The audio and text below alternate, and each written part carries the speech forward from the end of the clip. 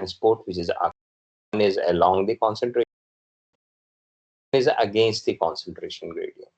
So if a solute has to move against the concentration gradient, you know that you require energy. And this energy is the one which allows the molecule to even move against the concentration gradient. And that means we are talking about the passive transport.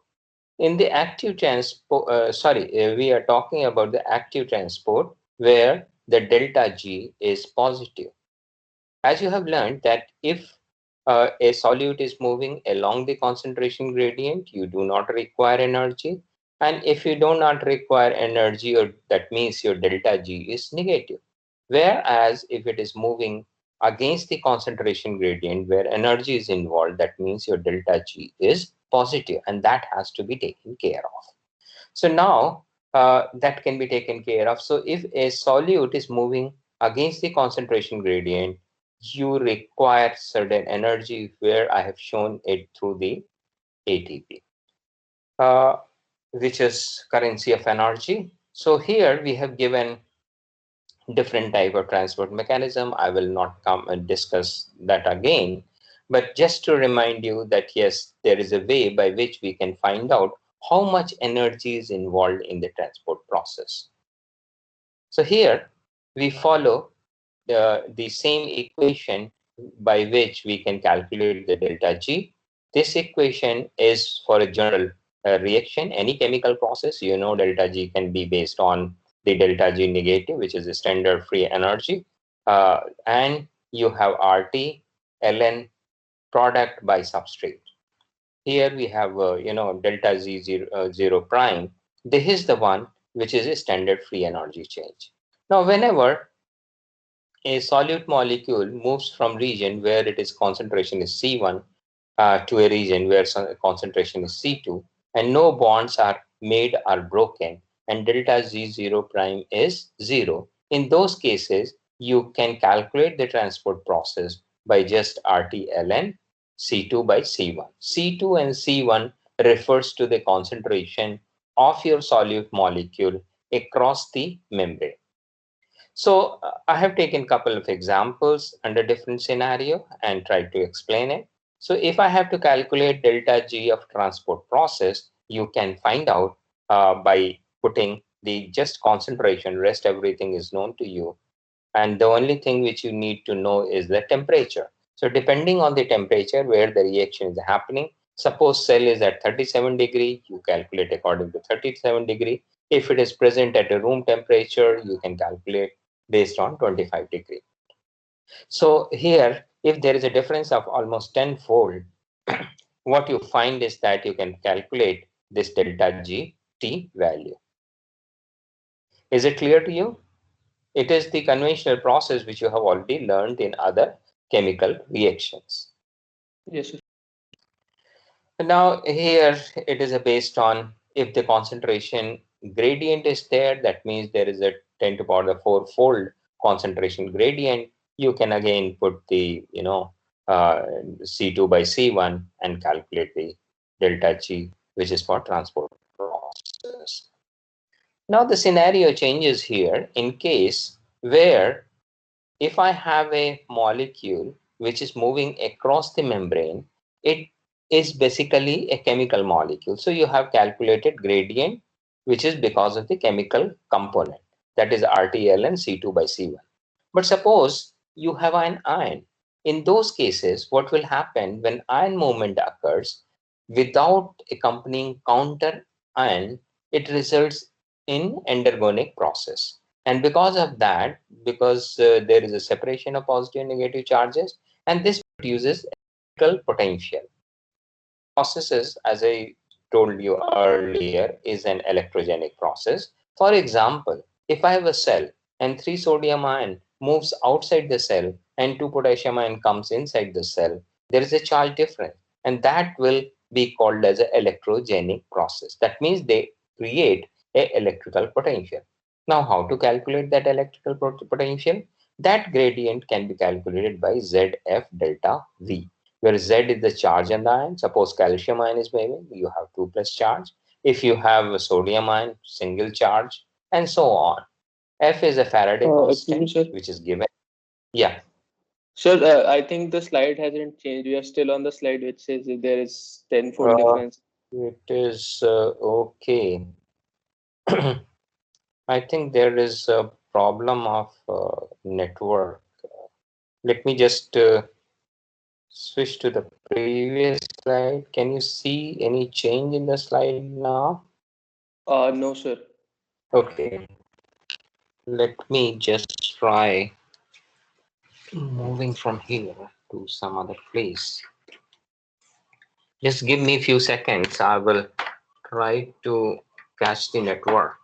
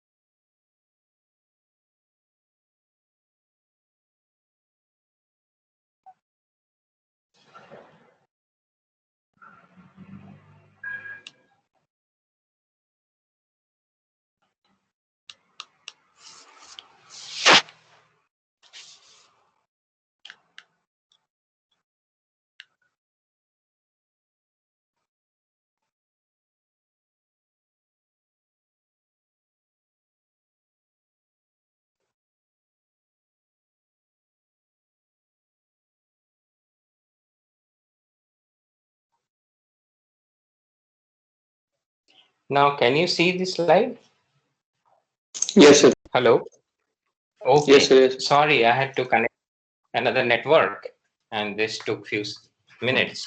So now let us continue. In this case, what we have done is that we have shown the component where electrical gradient is involved, and that electrical gradient can be calculated based on Z F delta V.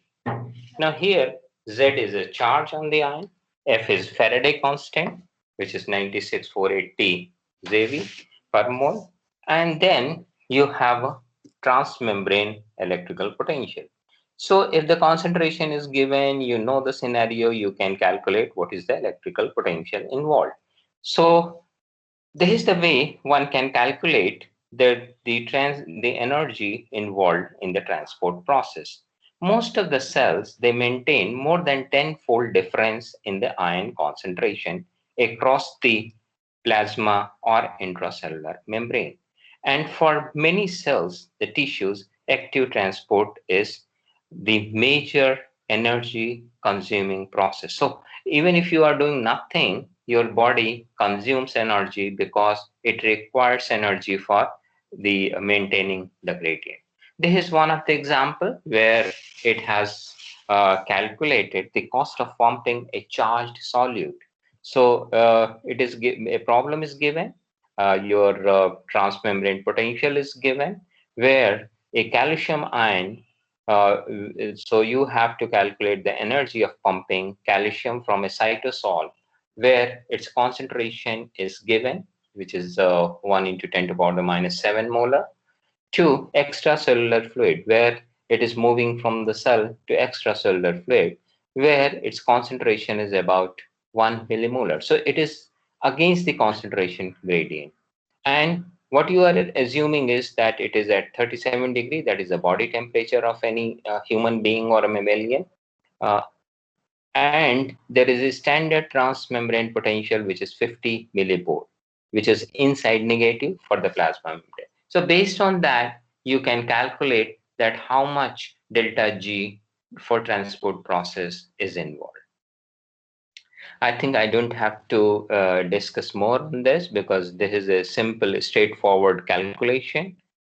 Now question comes that how this is happening inside the cell. So I will be taking couple of examples and try to describe how inside the body these scenarios are created, how the gradients are created, and how the transport occurs. One of the simplest process which has been explained here is based on the lactose uptake. You know what is a lactose? So it's a milk found in sugar, Yeah, so it is a disaccharide. milk sugar. Yeah, so it is a disaccharide. It is present in a milk sugar, and it can be transported across the membrane. But how the transport occurs? The transport occurs through a protein. So you have a protein which is helping in the transport. So you have a membrane protein. This is your membrane protein, which is involved in the transport of lactose. But lactose doesn't go alone, it goes along with the proton. So if there is a proton gradient across the membrane, this gradient drives the lactose to move inside the cell. So your lactose transporter or lactose permease, both are the same thing. They are allowing the proton to go inside, and along with the proton, lactose also enters inside. So actually, there is a gradient which is created because of the presence of proton. I'll try to explain this more, but question comes how we come to know that it is a linked with the proton transport. Now this has been found because if you inhibit the electron transport mechanism, so far you have not learned about the electron transport mechanism, but in general what happens that there is a process by which your carbohydrate is metabolized. So suppose I take glucose, it goes inside the cell. Glucose is converted into pyruvate. Pyruvate is converted into carbon dioxide and water. And during this process, there are compounds which are generated like NADH or FADH2. They are the one which has high electron transfer potential, and that is why they move in the electron transport chain. And during this process, protons are being pumped out. So right now I am not explaining the mechanism, so don't get worried if you have not understood how this mechanism happens. But the general thing which you have to understand is, suppose I take a glucose molecule, it is ultimately converted into carbon dioxide. So what is this process? You have a glucose which is C6H12O6 and has been converted into carbon dioxide and water. You have a carbon, hydrogen, and oxygen, and ultimately the same amount of carbon and hydrogen and oxygen should be released. So you have C6H12O6, which has been converted into carbon dioxide. So this is a process where the oxygen is involved here. And what you are getting here is that this is the process which is called as a oxidation. So ultimately, it is a biological oxidation. And during the oxidation process, what happens that the electron and proton both are released. So suppose I have a molecule like NADH or FADH2, it's it will be converted. Suppose I have NADH, it will be converted into NAD plus proton. The proton, they will be pumped out, and the electron which is released, they will move inside. So suppose this is the electron which is moving inside the membrane, and the protons, they are pumped out. So what I'm trying to explain here is that when there is an energy generation process, when the your fuel molecule or the nutrient molecule, they are being metabolized, during this process protons are pumped out, and that is the reason why the cell maintains negative membrane potential inside the cell. So this negative potential is the one which is mainly driving force for the proton inside the cell. So this is a automatic process. Lactose goes in, this lactose becomes as a fuel, it will be metabolized, it will be converted into carbon dioxide. During this process, proton will be pumped out, and again when proton enters, along with the proton, the lactose will enter.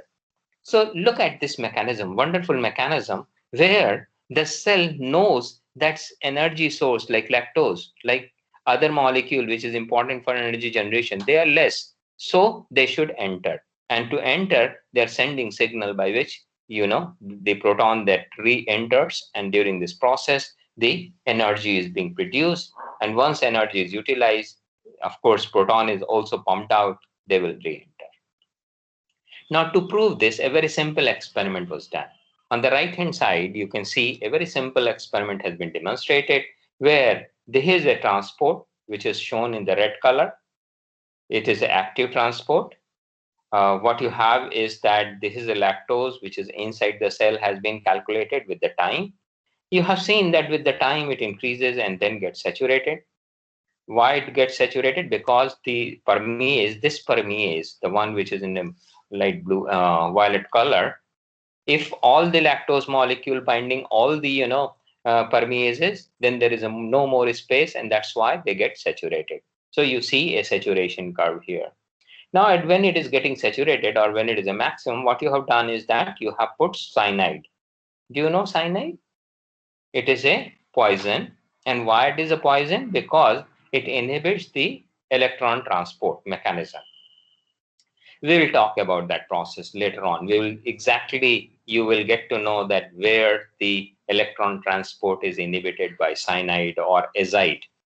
But that can also be done by mutation. That again, I'm not going to discuss. But what happens whenever you inhibit the energy generation process, this process?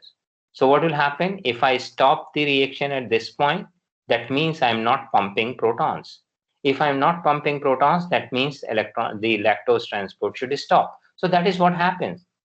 This point, if I add cyanide, your efflux start. That means you do not have the entry of your lactose molecule. Now let us look at this by more mechanistic process. So this is a very simple cartoon which demonstrates that suppose I consider our transporter like this, first one, where it is outside and inside. Outside is the outside cell membrane, and inside is the inner side of the cell. So you have one side, so this is outside, this is outer side, and then you have the membrane. So suppose we are talking about the outside, this is outside of the cell, and this is inside of the cell. So the transport process is happening from outside the cell to inner side, and proton is moving from inside to the outside. So to explain this, let us see. So this is a membrane. I can make this membrane in a different way.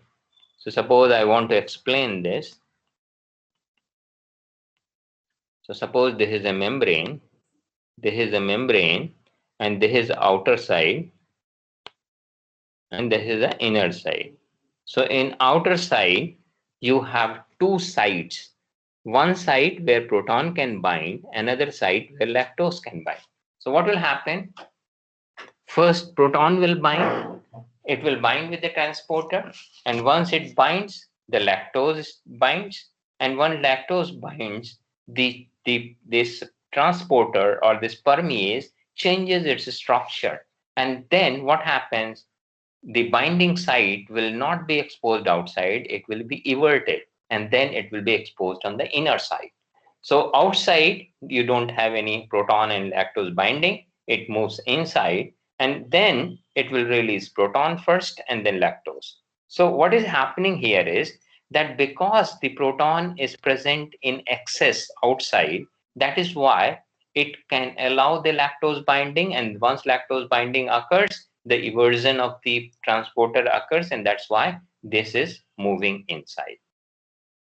So looking at this whole process, what you learn is that the lactose permease pumps lactose into the bacterial cell by drying on proton motive force. What is the proton motive force? It is the one which is coming because of the generation of the protons outside the cell. And if the protons are more, they are entering. And that is what you have learned, that if somehow we block the pumping of the proton across the cell, this process should be inhibited. Is it clear? Any any doubt or confusion about this?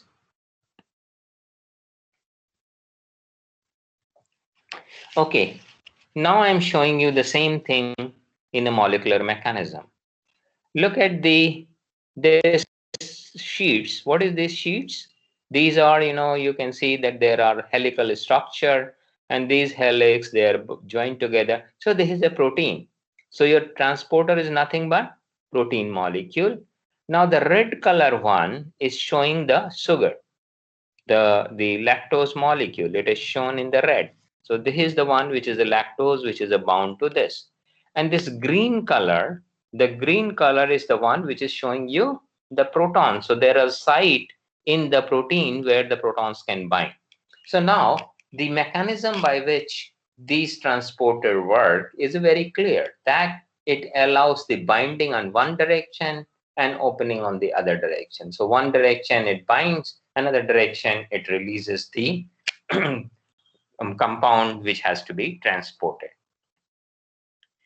Now, we have looked at a mechanism where you have looked at that two molecules, one is a lactose, another is a proton which is moving inside.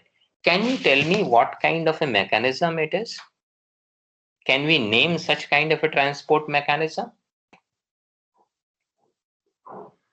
Two molecules entering in the same direction with the help of a single membrane protein is called as, Symport.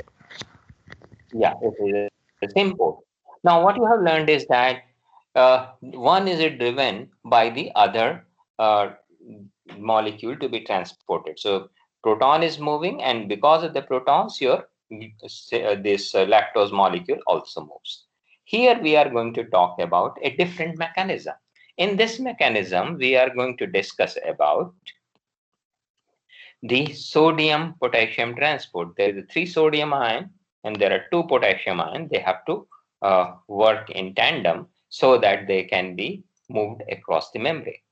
Generally, what you see is that sodium ion is very poor inside the cell. That concentration is 12 millimolar, whereas a sodium ion so it is in under the hemostasis condition, under the condition where we look at the cellular concentration. Outside, it is 145 millimolar. Same way, potassium ion is a very high inside, which is the requirement, and very low outside the cell. That means both of them, they have to move against their concentration gradient inside the cell. And as I told you when we were talking about the membrane, that membrane has a potential which is minus 50 to minus 70. Generally, it is minus 50 millivolt. Now here, if three sodium ion moves out and two potassium ion moves in, actually it is creating a gradient. So this is what? It will create a negative potential across the membrane. So this is another way by which cell can maintain its membrane potential. So this is an active transport system. It is mainly responsible for maintaining intracellular concentration of sodium ion and potassium ion in animal cells. So this is an example of animal cell. Remember, the same transport can be operated by different mechanism in different cells.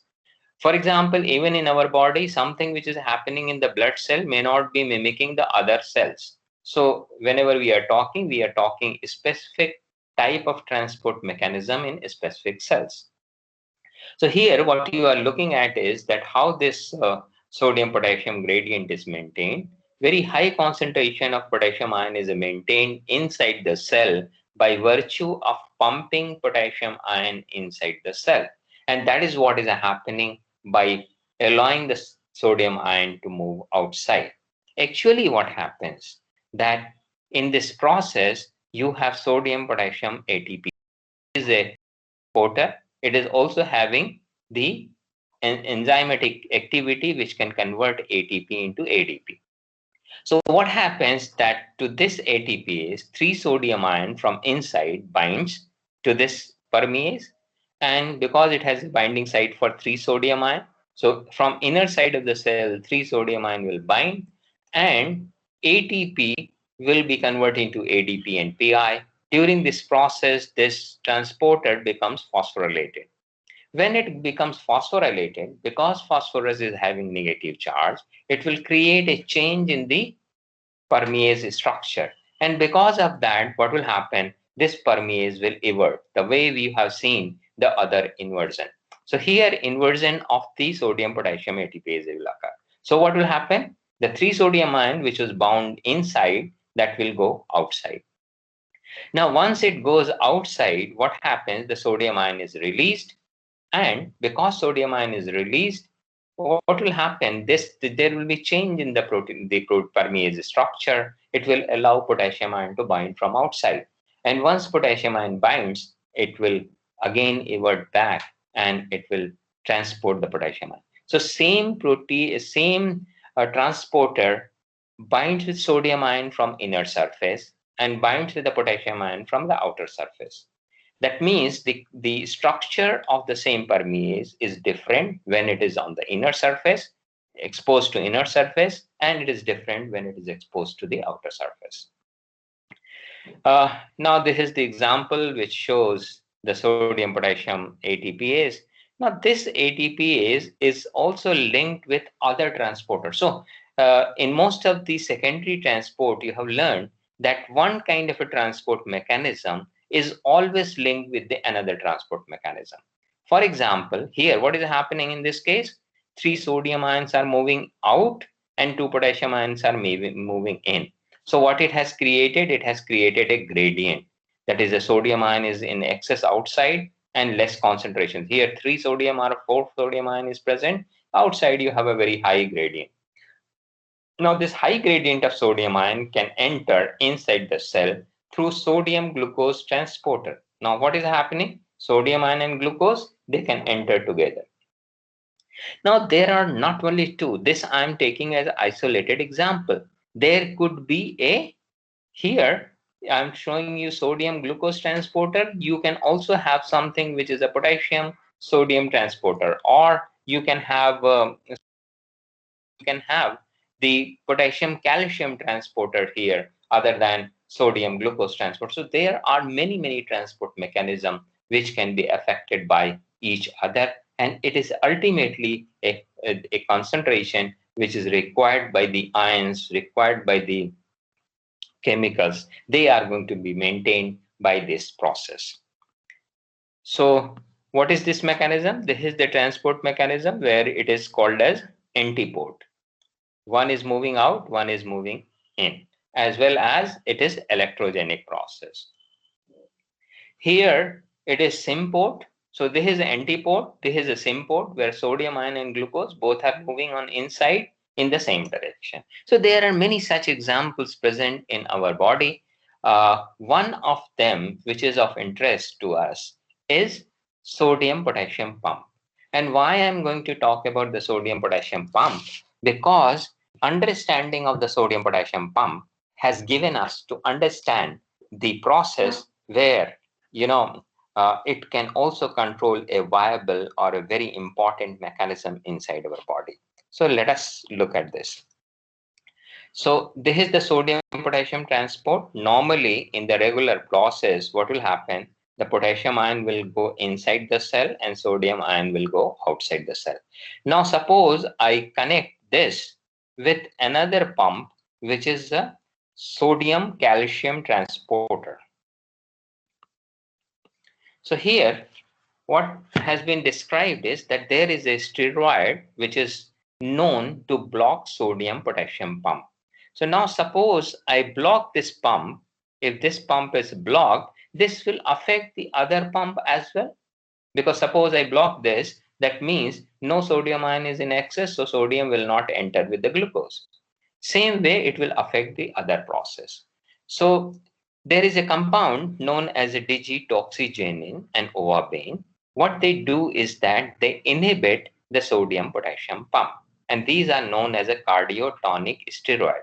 When we say cardiotonic, what does it mean? Cardiac means heart. Cardiotonic means it is a tonic for heart.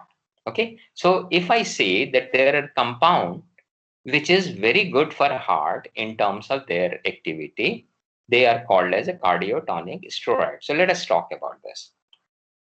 So these cardiotonic steroids, they inhibit the dephosphorylation of E2P from ATPase when applied to extracellular phase of the membrane. So what it says is that it is the one which is inhibiting the process. Let me just go back and show it to you. So as I said, here what happens here on inside phosphorylation occurs, and when it is everted back, dephosphorylation occurs. That means the phosphorus, which is bound to sodium potassium ATPase, is released in this process. And when it is released, then only this will evert back. This is a complex process, but here I'm trying to explain it in a very simple mechanism. That means if I consider sodium potassium ATPase, it will have a two structure. In one structure, it will be facing on the inner surface. In another structure, it will be facing on the outer surface. Same thing as we have talked in the this one. In one, it is facing on inner side, another it is facing outside. So this is about the lactose transport. I'm not talking about the lactose transport. I'm talking about sodium potassium ATPase. Here on the inner surface, it is getting phosphorylated. So one of the form is phosphorylated form, and when it is outside, when it allows the potassium ion to bind, it becomes dephosphorylated. Again, it inverts back, gets phosphorylated, and goes outside. So there are two proteins. One is a phosphorylated, another is a dephosphorylated. In the phosphorylated form, it has a binding affinity for the sodium ion. In dephosphorylated form, it has affinity for potassium ion. Now, this is the background with which what I'm saying is that this cardiotonic steroid, that means digitoxygenin and ovabane, what it does is that this is inhibiting the dephosphorylation process of E2P. What is E2P? E2P refers to the second structure of sodium potassium transporter, where it is bound to the E2P and it is not allowing it to dephosphorylate. It remains in the phosphorylated form. So what will happen? It will not allow the potassium ion to bind, and then the sodium potassium transport will be inhibited. Where do get this steroid? This is present in a very interesting plant. It is in the dried leaves of plant. I'll show it to you, and it is of a great clinical significance because it can act as a cardiotonic drug. How it works? So digitalis, or this plant which contains digitoxygenin, what it does is that it increases the force of contraction of the heart muscle. So heart muscle starts working fast. How it does? Because of this, it makes choice of the drug in the treatment of congestive heart failure. It inhibits the sodium potassium pump by digitalis, and it leads to the higher level of sodium ion inside the cell. Now what happens? Let me just go back and try to again explain. Suppose I have this present in the membrane. So this is your sodium potassium transporter. If I inhibit this, it will not allow the sodium ion to move outside. That means it maintains high sodium ion concentration inside the cell. Now, as I said, here I have shown you sodium glucose transporter. It could be the sodium calcium exchanger. So in another case, what happens that under the normal condition, there is one mechanism by which sodium and glucose can enter. There is another mechanism where you have the similar kind of a transporter, but it is a sodium calcium exchanger. So what it does is that sodium ion goes out and calcium ion comes in. Is it clear? Every time it pumps sodium ion, it will allow the calcium ion to enter. Just a second. I have to explain it better. I have not got the sodium calcium exchanger, but what will happen that the movement of the sodium ion is dependent on the sodium calcium exchanger. So let me just try to explain it because it is nice to explain. Suppose I have another transporter here. To change the pen. Suppose I have a transporter here. Now what it does is that it allows the sodium ion to enter and calcium ion to move out. So Ca is moving out and sodium has to move in. So what it will do is that it will compensate this process. Now what I did is that I blocked it. You block it. So when you block it, no more sodium ion is going out, and that is why the calcium ion, uh, so sodium ion enters, and I'm little, here what happens that every time you are allowing the calcium ion to move out. Yeah. Just give me 1 second. Here, what you are doing is that you are having exchanger. So sodium ion has moved out. Here, sodium ion is coming in to replace it, and in turn, calcium ion goes out.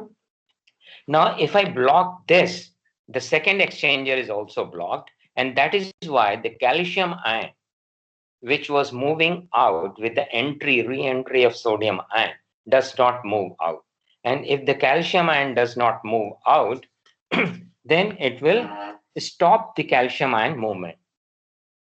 Should I recapitulate if there is any confusion? What I'm saying is that when the sodium gradient is created, it is it is the one which allows the calcium to move outside. Now, if the sodium gradient is stopped, what will happen? The calcium movement from the cell will be stopped. So one stop of the sodium ion gradient also stops the calcium ion to move from inside the cell to outside. And since calcium ion is required in a high concentration in the cell, what will happen? That high concentration of a calcium ion inside the cell will help in the cardiac muscle. Is it clear? It is a little complicated process. To summarize, let me tell you that if I block sodium potassium pump, which is happening because of the digitalis, which is containing your digitoxygenin, this is a chemical compound, overbane is another compound. Now it stops the sodium potassium transporter. It blocks the sodium potassium transporter. Where does it block? It blocks in the dephosphorylation process. And because it is blocking there, what it also does is that it affects the sodium calcium exchanger. And because of that, the calcium which was exchanged outside, which was pumped outside, is not getting pumped. And that is why it will help in the cardiac muscle. Is it clear? Any question? Any one of you? Or if it is not clear, let me explain it again. Hello, can you hear me? Yes, sir. Okay, is it clear or still you have some confusion? What I'm saying is that It's sodium potassium transporter you have learned already. Now, if I block sodium potassium transporter, it is also affecting another transporter, which is known as sodium calcium exchanger. Now, sodium calcium exchanger, because of the gradient which is created over here, will stop the calcium ion from moving outside the cell. And that is why the calcium ion concentration increases. And because of the increased calcium ion concentration, your inside the muscle, the heart muscle, so it is specifically for heart muscle where it will help. Okay, so this is the compound which I have shown you is an inhibitor. What it does is that inhibits the sodium potassium transporter, which is a phosphorylated, to release its phosphorus. And if it is not releasing, that means your sodium potassium transporter exists in only one form. It is not exchanging its form. And that is why sodium potassium pump is blocked. And once it is blocked, what it does is that it blocks the sodium calcium exchanger as well. And because of that, your calcium ion concentration increases, and that increased concentration of calcium ion helps in the cardiac muscle. Okay, there are a lot of other processes which are interesting and important for our body. One of them is multi-drug resistance. In many tumor cell in culture, often it becomes resistant to drug that were initially quite toxic to the cell. So suppose I have a drug which is toxic to the tumor cell. After a certain period of time, it becomes resistant. And this remarkably, the development of resistance to one drug also makes the cell sensitive to a range of other compounds. So what it sees is that suppose there is a drug which becomes resistant to a tumor cell. That means it will also become resistant to other drug also. So to learn this, what has been done is that multi-drug resistant protein, there is a protein which is called as a P glycoprotein. It is the one which gives multi-drug resistance to the cell. It is a significant discovery. The onset of multi-drug resistance was found with the expression of this protein. So if this protein is there, it was found that it is leading to multi-drug resistance. And how this protein works? This works as an ATP dependent pump. And what it does is that it extrudes the small molecule outside the cell. So what actually is happening here? You have a cell. Now this is the cell inside. So I have a pump. What it does is that suppose anything enters, suppose a drug enters, what it does is that small drugs, they are pumped out. So because of that, it is not becoming resistant to one, it becomes to multiple drugs. So suppose I'm treating a cancer cell by several drugs. One by one it becomes resistant and it starts pumping out, and if it is pumped out of the cell, then cell will not be killed. Then there is another very interesting example is a cystic fibrosis. This is a disease which is a transmembrane conductance regulator. So here what happens that the protein CFTR is the one which acts as ATP regulated chloride channel in the plasma membrane of these cells, epithelial cell basically. And in this disease, what happens? A decrease in the fluid and salt concentration occurs. So this is another type of transporter, which is basically ion channel, which leads to the diseased condition. Then another condition which has been described here is about ATP binding domain of these protein, which is called as ATP binding cassette, ABCs. They are homologous domain, a large family of transporter protein found in bacteria and archaea. So they are the ones which are regulating the conductance of your ions and thereby ions and fluids, and that's why they are causing the disease. I have also talked about histidine permease, which transport amino acid histidine into the bacterium, and it is made up of different domains. So actually, it is the protein which is making these permeases, and any inhibition of the protein, any inhibition in this transporter that can cause the defect in the transport, and if there is a defect, it can also alter other processes. So this way we are completing the transport. In order to summarize, what you have learned is that if there is a polar compound, and ions, if they have to move across the membrane, what you require is that you require some mechanism, either facilitated passive diffusion, where just protein is working, or that means it is moving from high concentration to low concentration, or it is moving because of the electrochemical gradient which is created. Now, another thing which you have learned is that there are carriers or transporters which show saturation, that you have seen already, that if I saturate a transporter, no more transport occurs. Why it is happening? Because this is mediated by protein. So if I ask you a question that how we prove that the transporter or permeases, they are made up of a protein, that means you can show that they have stereospecificity, where the for example, if I'm looking at glucose transport, and if I take if I know that the transporter binds with the D form of glucose, it always binds with D form of glucose. It will not bind with the L form of glucose. So you have a stereo specificity with these transporter. Other than that, if I create a energy, a process by which you are not providing them energy, so in that case, the active transport is going to be blocked, as you have seen in case of a cyanide. Other than that, you have learned that sodium potassium ATPase maintains the difference in cytosolic and extracellular concentration of sodium potassium ion. They are also maintaining the energy gradient, and because they maintain the gradient, they help in other transport process as well. There are certain ionophores. Ionophores I have not described in detail, but they are lipid soluble molecule. They bind to specific ions and carry them. For example, you will learn that valinomycin allows the transport of certain ions.